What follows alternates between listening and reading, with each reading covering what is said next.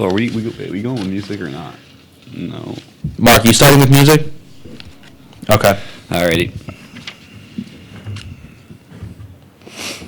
To make sure to give me a countdown.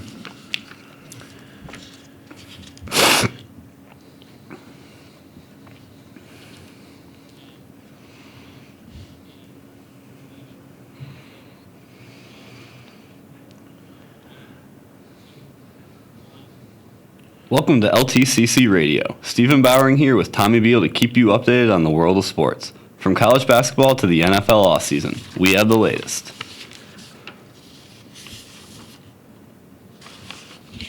The North Carolina-Duke rivalry has long been regarded as the greatest rivalry in college basketball. For nearly 100 years, the third and fourth winningest programs in college basketball history have battled on Tobacco Road. I mean, you put the two of us together, and we're better than probably any conference as far as what you've achieved, Final Four and national championship. And that's including all the teams from another conference. Coach K describes the rivalry. Our games against North Carolina over the decades have proven to stand that test of greatness, time, and excellence.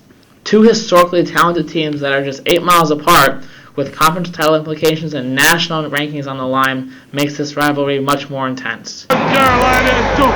It is the best rivalry in all of college basketball. The Blue Blood rivalry has had immaculate finishes ending in game-winning shots or fights ensuing. The history of these two programs and the fans surrounding it have turned this rivalry into a battle of epic proportions. Peyton Manning reassured John Elway And the Blue Devils and Tar Heels met for the 239th matchup last night, but the intensity was still present. Number 4 Duke beat number 15 North Carolina 92-90 in a tight contest that had to be settled in overtime. UNC managed to hold Duke's standout freshman Jaleel Okafor to 12 points, but all 5 Duke stars contributed, scoring in double digits. UNC still leads the series 133-106, but with the ACC tournament approaching, expect this storied rivalry to meet again before the season's over. Russell Westbrook took a big bite out of the Big Apple at the NBA All-Star Game on Sunday. He led the West to a 163-158 win over the East at Madison Square Garden and scored 41 points in the process, a performance that earned him MVP honors.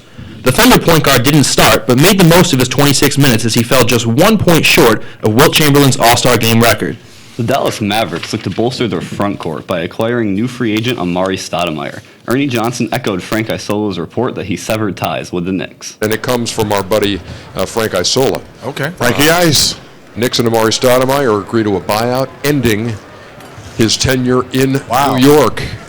Multiple sources indicate that Stoudemire is committed to signing with the Mavericks and joining former Knick Tyson Chandler. His time as a star may be over, but Stoudemire is still capable of producing off the bench and fortifying a contender's second unit. There's no rest in the NFL world, as over 300 players have been invited to this year's scouting combine. The event allows top scouts and executives to evaluate the young athletes before this year's draft. Amari Cooper headlines 11 Alabama players at the Combine. Ray Crawford of Campus Insider believes his athleticism will be key to impressing the scouts. It's doing everything he can to shave that extra tenth of a second off his 40 time or get one more rep in the weight room. It's all about impressing those scouts in Indianapolis. That's the Ray Crawford. The NFL draft is coming up at the end of April. New Broncos head coach Gary Kubiak announced that he expects Peyton Manning to play in 2015 while speaking at the NFL Combine in Indianapolis on Tuesday. Peyton Manning reassured John Elway and CEO Joe Ellis that he is physically and mentally prepared to play at a significant level in 2015. Kubiak spoke intensively about his plans to modify his playbook to accommodate Manning. Assuming he does suit up, the Broncos will reportedly try to negotiate a pay cut from the $19 million he is due next season. When we come back, it is finally baseball season as spring training is starting up and the Yankees honor some former champions. We'll also take a look at what's going on in the UEFA Champions League Round of 16, the Qatar World Cup, and more. Stay with us on LTCC Sports Radio.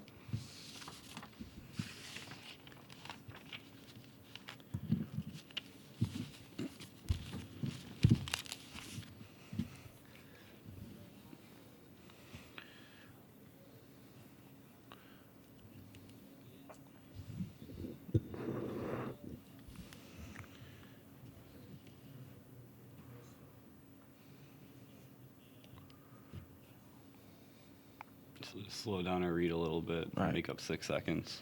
Okay. All right. All things considered, I think we're doing all right, though. Yep. I agree. You're You're like, I'm way messier than you with this.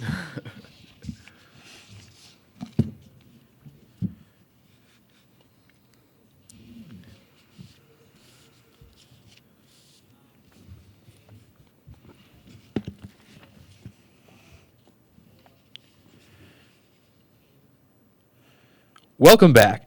Pitchers and catchers around MLB reported to spring training this week, bringing an end to a busy winter.